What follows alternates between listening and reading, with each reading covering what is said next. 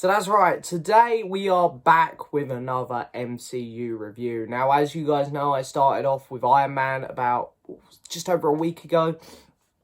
And here we are with the second installment into the MCU. It is very much the black sheep of the MCU family, and that is The Incredible Hulk. So, The Incredible Hulk is directed by Louis Leterrier. I think is how you say his name. It's starring Edward Norton as Bruce Banner, and yeah, that's already going to surprise some people because I think by now everyone is just like, wait, oh yeah, of course it wasn't Mark Ruffalo. Now, something interesting about this movie is that this one is owned by Universal, of course, and Universal have the rights to Hulk. They have the rights to a few other characters in the MCU, but the thing that the deal that they've made with Marvel is that they're allowed to lease out their characters in big team-up movies, which is why we can see the Hulk constantly appearing throughout Avengers films, like he did in Thor Ragnarok. But solo films, it's more or less all down to Universal here, and this is why Marvel are not making another one. And this one here also didn't go over very well. It's an interesting movie. I like the fact that we don't have to see the origin here. It's like Bruce Banner has already had his experiments. He's already had the serum put into him in this movie, and it is more or less just him on the run from the government. And he also creeps back into his old life that he has before, and it makes for an interesting dynamic. Now, the Hulk, for me, is not one of the most interesting Marvel characters. I think a lot of older fans of Marvel like the Hulk a lot because of the old TV series. But for me, he's not one of the most interesting because when he becomes the Hulk, he's just a giant green rage monster. I prefer the ones that actually communicate a bit more. So, the Hulk having his own movie is never something that I would care to see again too much. I'd rather see other characters get movies. And that's the thing. This movie, I think it's the best Hulk movie we've probably ever had, but it's still not great. I don't think this character works super well as a standalone movie hero. And I know people who read the comics who would probably be like, oh no, you got to read this comic. And you know what? I can agree with that maybe at this point in time. Like, I know like we've more or less seen this comic brought to life in Thor Ragnarok, but like the Planet Hulk and the World War Hulk comics are awesome. But in terms of just here we go, here's your introduction to the character. I don't think it works super well with the Hulk. He's Edward Norton as Bruce Banner. You know, he's good. He is good. I liked him a lot in the role. Because I watched this movie for the first time around the time the first Avengers was coming out. I couldn't decide who I liked more out of him and Ruffalo. Now I definitely prefer Ruffalo. He's done a lot more with the character. Obviously, he's had more time to do it. But Edward Norton still gives a good performance. Liv Tyler as Betty Ross. She's one of the weak parts about this movie, I think, personally. I found her acting a bit over the top, like overacted at times. I really love Tim Roth, who of course plays Abomination, and Abomination is actually a really cool villain.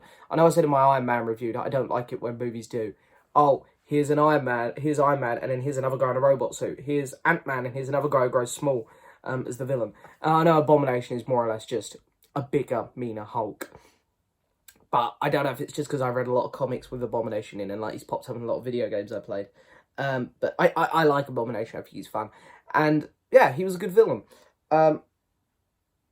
And then, of course, we've got General Ross in this, who is played... I can't find the actor. Why is the actor not popping up? Oh, William Hurt. Yeah. So professional of me, isn't it? God damn it. William Hurt, of course, who plays General Ross. Who thought we'd be seeing him again after this movie? Who thought that? He's really good as General Ross in this movie. He is probably the best thing to come out of it, hence why he's come back. And he's coming back in Black Widow. And I'm sure we're going to see him again in the future, maybe in like She-Hulk or something. But yeah, he's really good addition to this movie.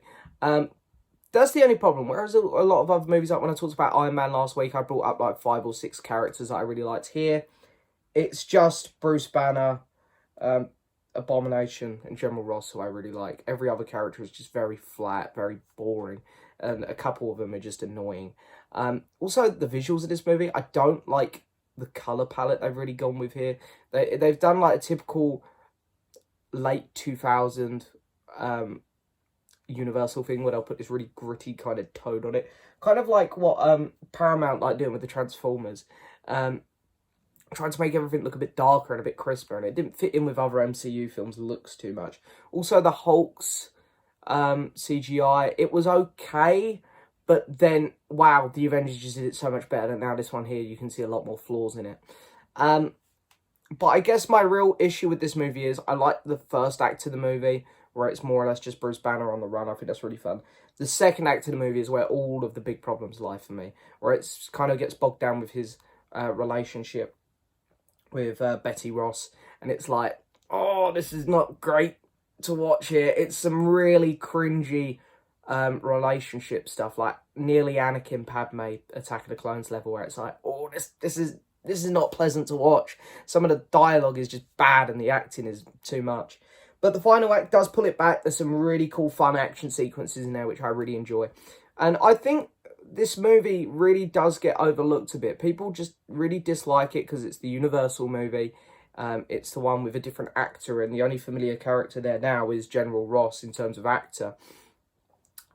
Even though the guy who plays Abomination is coming back in She-Hulk, so we'll get reunited with him soon.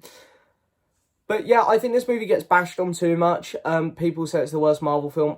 I actually don't believe that. It's definitely down there. It's definitely like bottom 3 or 4, but I think there's a couple worse ones without a doubt. I think people just like to give this one a hard time because it's not Mark Ruffalo in the lead. And it is a very forgettable movie now in the MCU, I will admit that. Yeah, so what am I going to give this movie out of 10? I will give it I'm going to give it a 6 out of 10. It's really not a bad movie. I really don't believe it's a bad movie. It's just slightly above average, I think. It's a decent movie. It's all right. It's okay. We're on to more exciting things now. We've got Iron Man 2 coming up. We've got Thor and Captain America and then the Avengers. Much more exciting stuff. So, hey, I think Marvel done themselves a favour by giving the Hulk his own movie for the Hulk fans. But I think what they've done with Hulk is, I think they've gone in the best possible direction with him throughout the MCU, as we'll discover as we see the Hulk pop up in other movies. But anyway, guys, I hope you've enjoyed this review. As always, don't forget to hit that subscribe button, like the video, leave a message, and as always, I'll see you guys next time for another video. Bye-bye.